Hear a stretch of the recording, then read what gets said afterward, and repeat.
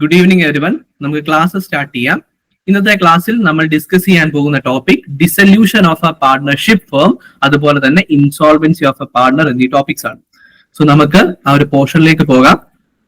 ആദ്യമായിട്ട് നമ്മൾ ഡിസ്കസ് ചെയ്യാൻ പോകുന്നത് ഡിസൊല്യൂഷൻ ഓഫ് എ പാർട്ണർഷിപ്പ് ആണ്. കഴിഞ്ഞ ക്ലാസ്സുകളിൽ അഡ്മിഷൻ ഓഫ് എ പാർട്ണർഷിപ്പും അല്ലെങ്കിൽ അഡ്മിഷൻ ഓഫ് എ ഡിസ്കസ് ചെയ്യുന്നത് dissolution of A partnership firm എന്നുള്ള ടോപ്പിക്കാണ്. Dissolution of A partnership firm. Okay ആണോ? യെസ്. എന്താണ് ഈ ഡിസൊല്യൂഷൻ എന്ന് പറഞ്ഞു കഴിഞ്ഞാൽ?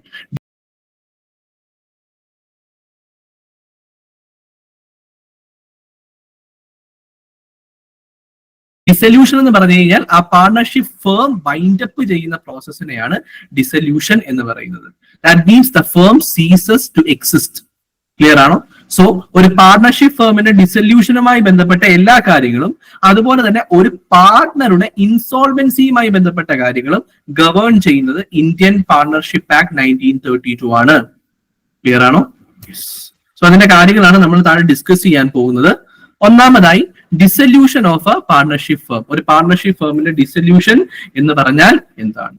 Dissolution of A partnership firm means the complete termination of the business operation and the winding up of its affairs. ഒരു partnership ബിസിനസിന്റെ കംപ്ലീറ്റ് ടെർമിനേഷൻ ഓഫ് ഓപ്പറേഷൻ, അതായത് അതിന്റെ എല്ലാ പ്രവർത്തനങ്ങളും അത് അവസാനിപ്പിക്കുന്നു, അത് അതിന്റെ എല്ലാവിധ കാര്യങ്ങളും വൈൻഡ് അപ്പ് ചെയ്യുന്നു. അതിനെയാണ് ഡിസൊല്യൂഷൻ എന്ന് പറയുന്നത്. ക്ലിയർ ആണോ? It signifies the end of the legal existence of the firm. Firm ഡിസൊല്യൂഷനോടുകൂടി ലീഗലി എന്ത് ചെയ്യുന്നു? എൻഡ് ആകുന്നു. അവരെന്ത് ചെയ്യുന്നു? അവരിനി മുതൽ ലീഗൽ എക്സിസ്റ്റൻസ് ഉള്ള ഒരു എൻറ്റിറ്റി അല്ല. ക്ലിയർ ആണോ? യെസ്. ഡിസൊല്യൂഷൻ ഓഫ് എ പാർട്ണർഷിപ്പിൽ നിന്ന് വ്യത്യസ്തമാണ് dissolution of A partnership firm എന്ന് പറയുന്നത്. അത് വ്യക്തമായിട്ട് മനസ്സിലാക്കിയിരിക്കണം. ഡിസൊല്യൂഷൻ ഓഫ് പാർട്ണർഷിപ്പ് എന്ന് പറഞ്ഞാൽ അതാണ് അഡ്മിഷൻ, റിട്ടയർമെന്റ് എന്നീ കേസുകളിൽ നമ്മൾ പഠിച്ചത്. എയും ബിയും പാർട്ണേഴ്സ് ആയിരുന്നു, സിയും കൂടെ പാർട്ണർഷിപ്പ് ഫേമിലേക്ക് വരുന്നു. സോ എ ബി എന്ന പാർട്ണർഷിപ്പ് ഡിസോൾവ് ആയി, അതിന്റെ സ്ഥാനത്ത് എ ബി സി എന്ന പാർട്ണർഷിപ്പ്, പുതിയ പാർട്ണർഷിപ്പ് വന്നു. അതിനെയാണ് ഡിസൊല്യൂഷൻ ഓഫ് പാർട്ണർഷിപ്പ് എന്ന് പറയുന്നത്. ക്ലിയർ ആണോ? ഏത് അഡ്മിഷന്റെ സമയത്തോ റിട്ടയർമെന്റിന്റെ സമയത്തോ ഒക്കെ ഈ ഒരു പെർട്ടിക്കുലർ എന്തുണ്ടാകാം? ഡിസൊല്യൂഷൻ ഓഫ് പാർട്ണർഷിപ്പ് ഉണ്ടാകാം. എന്നാൽ ഡിസൊല്യൂഷൻ ഓഫ് പാർട്ണർഷിപ്പ് ഫേം എന്ന് പറഞ്ഞാൽ ദ എൻറ്റയർ ഫേം അവിടെ വൈൻഡ് അപ്പ് ചെയ്യുകയാണ്. ഒരു പാർട്ണറും കണ്ടിന്യൂ ചെയ്യാൻ താല്പര്യപ്പെടുന്നില്ല, അവരെന്ത് ചെയ്യുകയാണ്? വൈൻഡ് അപ്പ് ചെയ്യുകയാണ്. ക്ലിയർ ആണോ? അതിനെയാണ് ഡിസൊല്യൂഷൻ ഓഫ് പാർട്ണർഷിപ്പ് ഫേം എന്ന് പറയുന്നത്. ഡിസൊല്യൂഷൻ ഓഫ് പാർട്ണർഷിപ്പ് എന്ന് പറയുമ്പോൾ refers to change relationship between partners. അത് മാത്രമാണ് ഡിസൊല്യൂഷൻ ഓഫ് പാർട്ണർഷിപ്പ് എന്ന് പറയുന്നത്. ക്ലിയർ ആണോ? ഡ്യൂ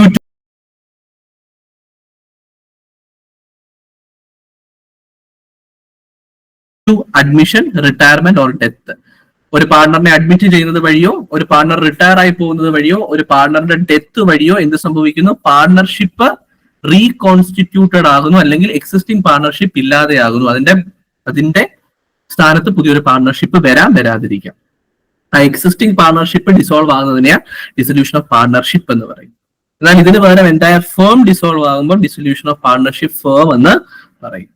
ക്ലിയർ ആണോ? യെസ്. അപ്പൊ ഡിസൊല്യൂഷൻ ഓഫ് പാർട്ണർഷിപ്പ് ഉണ്ടാകാനുള്ള reason admission, retirement, death, where the firm may continue with the remaining partners. Remaining partners വെച്ചുകൊണ്ട് firm continue ചെയ്യാനുള്ള സ്കോപ്പ് ഉണ്ട്. എന്നാൽ ഡിസൊല്യൂഷൻ ഓഫ് പാർട്ണർഷിപ്പ് ഫേമിൽ the firm ceases to exist as a legal entity.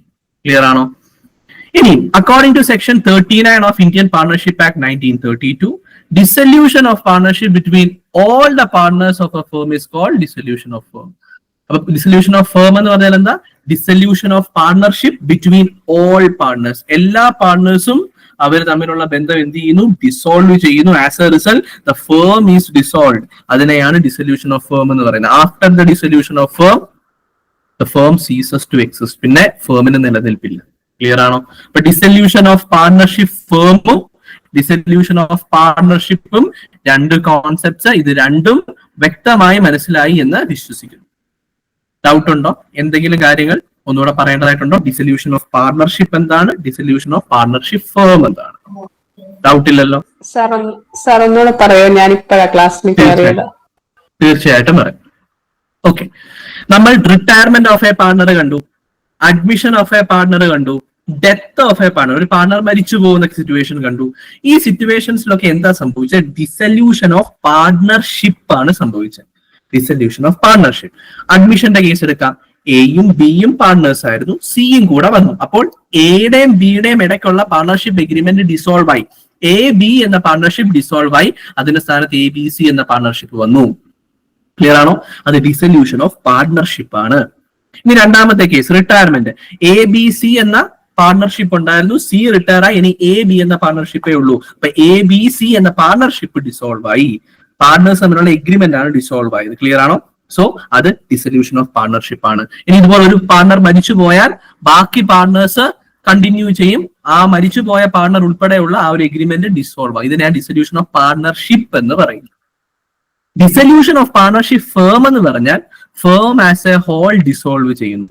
Clear? അഡ്മിഷനിലും റിട്ടയർമെന്റിലും ഡെത്തിലും ഫേമിനൊന്നും പറ്റുന്നില്ല. പാർട്ണേഴ്സ് തമ്മിലുള്ള എഗ്രിമെന്റ് ആണ് ചേഞ്ച് ആകുന്നത്. പുതിയ ഒരു പാർട്ണർഷിപ്പ് അതിന്റെ ആ ഒരു പ്ലേസിൽ ഫോം ചെയ്യുകയും ചെയ്യുന്നു. റീകോൺസ്റ്റിറ്റ്യൂഷൻ ഓഫ് പാർട്ണർഷിപ്പ് മാത്രമാണ് നടക്കുന്നത്. അതിനെയാണ് ഡിസല്യൂഷൻ ഓഫ് പാർട്ണർഷിപ്പ് എന്ന് പറയുന്നത്.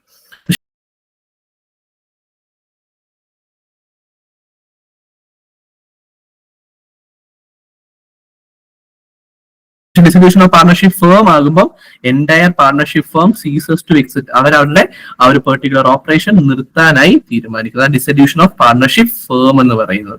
അതിനുശേഷം ആ ഒരു ഫേമിന് ലീഗൽ എക്സിസ്റ്റൻസ് ഇല്ല. സോ അതാണ് ഡിസല്യൂഷൻ ഓഫ് പാർട്ണർഷിപ്പും dissolution of partnership firm. Clear ആയോ? Okay sir. രണ്ടും രണ്ട് കോൺസെപ്റ്റുകളാണ്. ഓക്കെ ആണോ? അപ്പൊ ഡിസല്യൂഷൻ ഓഫ് ഫേമിനെ അല്ലെങ്കിൽ പാർട്ണർഷിപ്പ് ഫേമിനെ നമുക്ക് എങ്ങനെ ഡിഫൈൻ ചെയ്യാം? The dissolution of partnership between all the partners of firm is called dissolution of the firm. Okay ആണോ? ഒരു പെർട്ടിക്കുലർ ഓർഗനൈസേഷനിലെ പാർട്ണർഷിപ്പ് ഫേമിലെ എല്ലാ പാർട്ണേഴ്സും അവര് തമ്മിലുള്ള റിലേഷൻഷിപ്പ് ഡിസോൾവ് ചെയ്യുകയാണെങ്കിൽ ആ ഫേം തന്നെ ഇല്ലാതാകും. അതിനെയാണ് ഡിസല്യൂഷൻ ഓഫ് പാർട്ണർഷിപ്പ് ഫേം എന്ന് പറയുന്നത്. Indian partnership act 1932 section 39. Okay ആണോ? സോ അതാണ് അവിടെ പ്രധാനമായും ഓർത്തിരിക്കേണ്ട ഒരു പോയിന്റ്. ഇനിയും ഡിഫറെന്റ് രീതികളിലായിരിക്കും ഡിസല്യൂഷൻ നടക്കുന്നത്. അതാണ് പറയാനായി പോകുന്നത്. ഈ കോട്ട് ചെയ്തിരിക്കുന്ന സെക്ഷൻസ് ഒക്കെ ഇന്ത്യൻ പാർട്ണർഷിപ്പ് ആക്ടിലെ സെക്ഷൻസ് ആണ്. ഓക്കെ ആണോ? പ്രധാനമായും രണ്ട് തരത്തിലുള്ള ഡിസല്യൂഷൻ ആണുള്ളത്. ഒന്ന് ഡിസല്യൂഷൻ ബൈ എഗ്രിമെന്റും പിന്നെ കമ്പൽസറി ഡിസല്യൂഷൻ എന്ന് പറയാം. ഏറ്റവും പ്രധാനപ്പെട്ടത്. വീണ്ടും ഉണ്ട്, കുറെ ടൈപ്സ് ഉണ്ട്. ഒന്ന് ഡിസല്യൂഷൻ ബൈ എഗ്രിമെന്റ് എന്ന് പറഞ്ഞു കഴിഞ്ഞാൽ, അതായത് പാർട്ണേഴ്സ് പരസ്പരം എഗ്രി ചെയ്യുന്നു ഡിസോൾവ് ചെയ്യുന്നതിന് വേണ്ടി. യാതൊരുവിധ തർക്കവും ഇല്ല, യാതൊരുവിധ പ്രശ്നങ്ങളും അവിടെ ഇല്ല. ഓക്കെ ആണല്ലോ? അതിനെയാണ് ഡിസല്യൂഷൻ ബൈ എഗ്രിമെന്റ് എന്ന് പറയുന്നത്. A firm can be dissolved at any time with the consent of all partners or in accordance with a contract between the partners. ഒന്നെങ്കിൽ പാർട്ണേഴ്സ് തമ്മിൽ ഒരു കോൺട്രാക്ട് ഉണ്ട്, ഇത്ര കാലാവധിക്ക് ശേഷം ഈ ഫേം ഡിസോൾവ് ചെയ്യാം. അല്ലെങ്കിൽ പാർട്ണേഴ്സ് എല്ലാവരും എഗ്രി ചെയ്യുകയാണ്, ഇനി നമുക്ക് തുടർന്നുകൊണ്ട് പോകേണ്ട, ഡിസോൾവ് ചെയ്യാം. ക്ലിയർ ആണോ? അങ്ങനെ ഒരു ക്ലോസ് പാർട്ണർഷിപ്പ് ഡീഡിൽ എഴുതി ചേർത്തിട്ടുണ്ട്. അങ്ങനെയാണെങ്കിൽ അതിനെ ഡിസല്യൂഷൻ ബൈ എഗ്രിമെന്റ് എന്ന് നമുക്ക് പറയാനായിട്ട് സാധിക്കും. പാർട്ണർഷിപ്പ് ഡീഡിൽ ഓൾറെഡി എഗ്രി ചെയ്ത പ്രകാരമാണ് ഡിസല്യൂഷൻ നടക്കുന്നത്. യാതൊരുവിധ പ്രശ്നങ്ങളും അവിടെ ഇല്ല, ഒരു പാർട്ടിയും ഒരു ഡിസാറ്റിസ്ഫാക്ഷനും ഇല്ലാത്തൊരു സിറ്റുവേഷൻ. Dissolution by agreement. ഇനി അടുത്തതാണ് compulsory dissolution.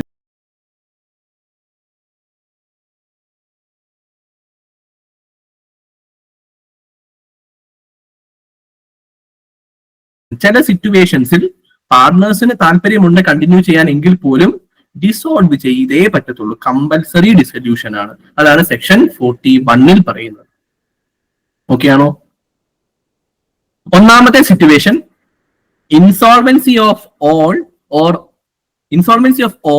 Or all but one partner. അതായത് 4 പാർട്ണേഴ്സ് ഉണ്ട് ഒരു ഫേമിൽ എന്ന് വിചാരിക്കുക. 4 പേരും പാപ്പരായി പോയി, അല്ലെങ്കിൽ ഏതെങ്കിലും ഒരാൾ പാപ്പരായി പോയി. ക്ലിയർ ആണോ? ഈ രണ്ട് സിറ്റുവേഷൻസിലും എന്ത് ചെയ്യാം?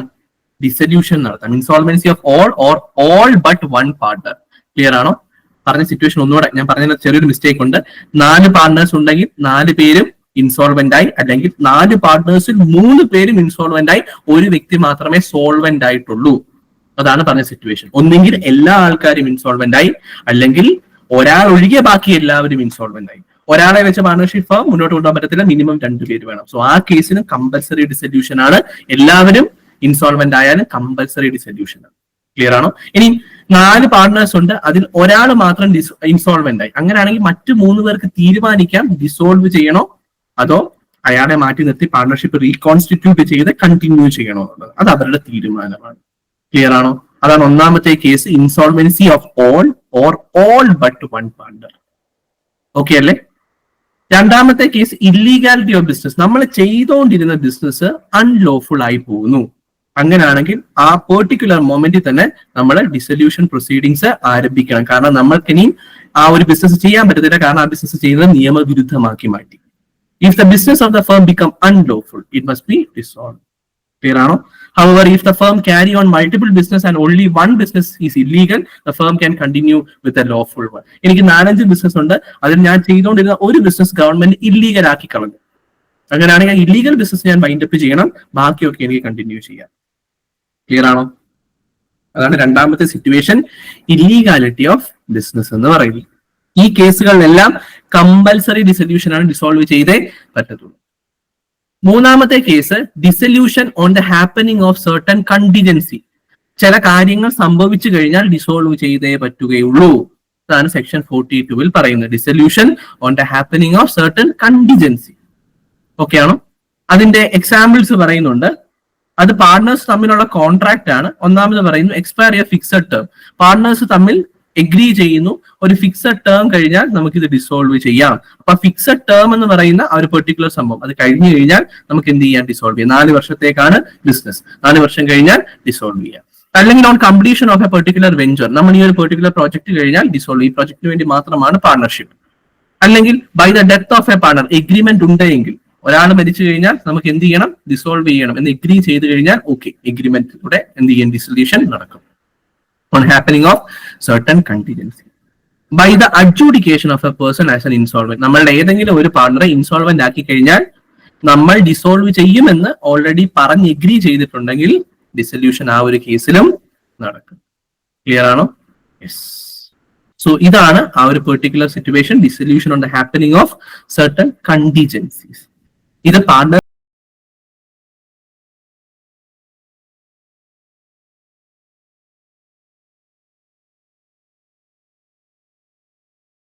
തമ്മിലുള്ള എഗ്രിമെന്റിന്റെ ബേസിൽ അല്ലെങ്കിൽ കോൺട്രാക്ടിന്റെ ബേസിൽ, അപ്പൊ പാർട്ണർഷിപ്പ് ഡീഡിൽ വ്യക്തമായി പറഞ്ഞിട്ടുണ്ടെങ്കിൽ മാത്രമേ ഈ കേസുകളിൽ ഡിസൊല്യൂഷൻ നടത്തേണ്ടതായിട്ട് ഉള്ളൂ.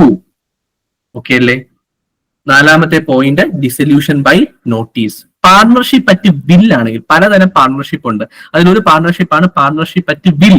ഈ പാർട്ണർഷിപ്പ് അറ്റ് വില്ലിന്റെ ഒരു പ്രത്യേകത എന്ന് പറയുന്നത് ഇതിനൊരു പ്രത്യേക ഡ്യൂറേഷനോ ഒന്നും പാർട്ണർഷിപ്പിന് പറഞ്ഞിട്ടുണ്ടായിരിക്കില്ല. ഏത് പാർട്ണർക്കും ഏത് മൊമെന്റിലും ഒരു നോട്ടീസ് കൊടുത്തുകൊണ്ട് പാർട്ണർഷിപ്പിൽ നിന്ന് വെളിയിൽ പോകാം. ക്ലിയർ ആണോ? സോ അതാണ് പാർട്ണർഷിപ്പ് അറ്റ് വിൽ എന്ന് പറയുന്നത്. അങ്ങനെ പാർട്ണർഷിപ്പ് അറ്റ് വില്ലാണ് നിങ്ങൾ ഫോം ചെയ്തിട്ടുണ്ടെങ്കിൽ any partner can dissolve the firm by giving return notice to all other partners of their intention to dissolve the firm. അപ്പൊ നമുക്ക് ഡിസോൾവ് ചെയ്യണമെന്നുണ്ടെങ്കിൽ എന്ത് ചെയ്യാം? മറ്റു പാർട്ണേഴ്സിന് നോട്ടീസ് കൊടുത്താൽ മതി, എനിക്ക് ഡിസോൾവ് ചെയ്യാൻ താല്പര്യമുണ്ട്. അപ്പൊ ഡിസോൾവ് ചെയ്തേ പറ്റുള്ളൂ, കാരണം ഇത് പാർട്ണർഷിപ്പ് അറ്റ് വില്ലാണ്. സോ ഡിസൊല്യൂഷന് നോട്ടീസ് കൊടുത്താൽ ഡിസോൾവ് ചെയ്യേണ്ടി വരും. ക്ലിയർ ആണോ? The dissolution take effect from the date mentioned in the notice, or if no date is mentioned, from the date of communication of the notice. ആ നോട്ടീസിൽ പറഞ്ഞിരിക്കുന്ന date തന്നെ dissolution proceedings ആരംഭിക്കും, അല്ലെങ്കിൽ ഡിസൊല്യൂഷൻ എഫക്റ്റ് ആകും. അല്ലെങ്കിൽ ഒരു ഡേറ്റും പറഞ്ഞിട്ടില്ലെങ്കിൽ എന്നാണോ ആ നോട്ടീസ് സെർവ് ചെയ്തത്, കമ്മ്യൂണിക്കേറ്റ് ചെയ്തത്, ആ ഒരു പെർട്ടിക്കുലർ ഡേറ്റിൽ ഡിസോൾവ് ആയി എന്ന് കണക്കാക്കും. ഓക്കെ അല്ലേ? അതാണ് ഡിസൊല്യൂഷൻ ബൈ നോട്ടീസ് എന്ന് പറയുന്നത്. ഇനി ചില സിറ്റുവേഷൻസിൽ കോർട്ടിന് ഓർഡർ ചെയ്യാൻ ഡിസൊല്യൂഷൻ ബൈ കോർട്ട്, സെക്ഷൻ 44. ചില സിറ്റുവേഷൻസിൽ കോടതി പറയും ഇനി ഫേം മുന്നോട്ട് പോകുന്നതിനെക്കാട്ടിലും നല്ലത് ഫേം പൂട്ടിക്കിട്ടുന്നതാണ്. അതാണ് ഡിസൊല്യൂഷൻ ബൈ കോർട്ട് എന്ന് പറയുന്നത്. ഒന്നാമത്തെ കേസ്, നമ്മളുടെ ഏതെങ്കിലും ഒരു പാർട്ണർ മെന്റലി ഇല്ലായി അല്ലെങ്കിൽ unsound, person of unsound mind ആയി. അങ്ങനെ ആകുമ്പോൾ മറ്റേതെങ്കിലും ഒരു പാർട്ണർ കോടതിയെ സമീപിക്കാം, കോടതി കാര്യങ്ങൾ ഇൻസ്പെക്ട് ചെയ്യും, എന്നിട്ട് കോടതിക്ക് ബോധ്യപ്പെട്ടാൽ കോടതി പറയും ഡിസോൾവ് ചെയ്തോളൂ. ക്ലിയർ? അല്ലെങ്കിൽ a partner become permanently incapable of performing their duty. നമ്മളുടെ ഒരു പെർട്ടിക്കുലർ പാർട്ണർ എന്തെങ്കിലും ആക്സിഡന്റോ എന്തെങ്കിലും സംഭവിച്ചു, അയാൾക്ക് തന്റെ ഡ്യൂട്ടീസ് ഒന്നും ചെയ്യാനായി പറ്റുന്നില്ല. അങ്ങനെയാണെങ്കിൽ മറ്റു പാർട്ണേഴ്സിന് കോടതിയെ സമീപിക്കാം ഫോർ ഡിസൊല്യൂഷൻ. അപ്പൊ കോർട്ട് ഓർഡറിയും ഡിസോൾവ് ചെയ്തോളൂ. കോർട്ടിന് ആ ഒരു പെർട്ടിക്കുലർ സിനാരിയോയിൽ ഡിസൊല്യൂഷൻ ഓർഡർ ചെയ്യാൻ തോന്നിയാൽ മാത്രമേ ഓർഡർ ചെയ്യത്തുള്ളൂ. A partner being guilty of misconduct affecting the business. ബിസിനസിനെ അഫക്ട് ചെയ്യുന്ന രീതിയിൽ പാർട്ണർ എന്തെങ്കിലും ഫ്രോഡോ കാര്യങ്ങളോ നടത്തി, മറ്റു പാർട്ണേഴ്സിന് ഇനിയും തുടരാൻ താല്പര്യമില്ല. അങ്ങനെയാണെങ്കിൽ മറ്റു പാർട്ണേഴ്സിന് കോടതിയിൽ കൊണ്ട് കേസ് കൊടുക്കാം, ഫേം ഡിസോൾവ് ചെയ്യാൻ കോടതിയോട് ഉത്തരവിടാൻ ആവശ്യപ്പെടാം. ഓക്കെ അല്ലേ? ഇനി ഏതെങ്കിലും ഒരു പാർട്ണർ ആ ഒരു പാർട്ണർഷിപ്പ് എഗ്രിമെന്റ് ബ്രീച്ച് ചെയ്തു അല്ലെങ്കിൽ വയലേറ്റ് ചെയ്തു, അപ്പോൾ മറ്റു പാർട്ണേഴ്സിന് കോടതിയെ സമീപിച്ച് ഇനി ഫേമിൽ കണ്ടിന്യൂ ചെയ്യാൻ താല്പര്യമില്ല, ഡിസോൾവ് ചെയ്യാൻ ഓർഡർ ഇടാൻ പറയാം. Transfer of partners interest to a third party or a court charging or selling their shares. അതായത് ഒരു പെർട്ടിക്കുലർ പാർട്ണർ മറ്റാരോടും ചോദിക്കാതെ തന്റെ അവകാശം, തന്റെ ഷെയർ അല്ല, തന്റെ partnership right in that particular organisation എന്ത് ചെയ്യുകയാണ്? മറ്റൊരു തേർഡ് പാർട്ടിക്ക് കൊടുക്കുക, മറ്റുള്ളവരുടെ കൺസെന്റ് ഇല്ലാതെ. അപ്പൊ എന്ത് ചെയ്യാം? മറ്റു പാർട്ടീസിന് കോടതിയെ സമീപിക്കാം, എന്ത് ചെയ്യാം? ആ ഒരു ഫേം വൈൻഡപ്പ് ചെയ്യാനുള്ള ഉത്തരവ് കോടതിയിൽ നിന്ന് മേടിച്ചെടുക്കാം. അടുത്ത point, the firm incur continuous loss. Firm ഓരോ വർഷവും നഷ്ടം തന്നെ ഇൻക്വയർ ചെയ്തുകൊണ്ടിരിക്കുക, നഷ്ടം തന്നെ ഉണ്ടാക്കിക്കൊണ്ടിരിക്കുക. അപ്പം ഏതെങ്കിലും ഒരു പാർട്ണർക്ക് കോടതിയെ സമീപിക്കാം, എല്ലാ വർഷവും നഷ്ടമാണ്, തുടരാൻ താല്പര്യമില്ല, ഡിസൊല്യൂഷൻ ഓർഡർ ഇടാൻ പറയാം. കോടതിക്ക് അത് ആപ്റ്റ് ആണെന്ന് തോന്നിക്കഴിഞ്ഞാൽ ഡിസൊല്യൂഷൻ ഓർഡർ ഇടാം. പിന്നെ അതുപോലെ തന്നെ മറ്റ് ഏതൊരു സിറ്റുവേഷനിലും കോടതിക്ക് ഡിസൊല്യൂഷൻ ഓർഡർ ചെയ്യുന്നതാണ് അപ്രോപ്രിയേറ്റ് എന്ന് തോന്നിക്കഴിഞ്ഞാൽ കോടതിക്ക് എന്ത് ചെയ്യാം? ഡിസൊല്യൂഷൻ ഓർഡർ ചെയ്യാം. ഇതാണ് ഡിസൊല്യൂഷൻ ബൈ കോർട്ട് എന്ന് പറയുന്നത്. ഈ സിറ്റുവേഷൻസിലാണ് കോടതി ഡിസൊല്യൂഷന് ഉത്തരവിടുന്നത്.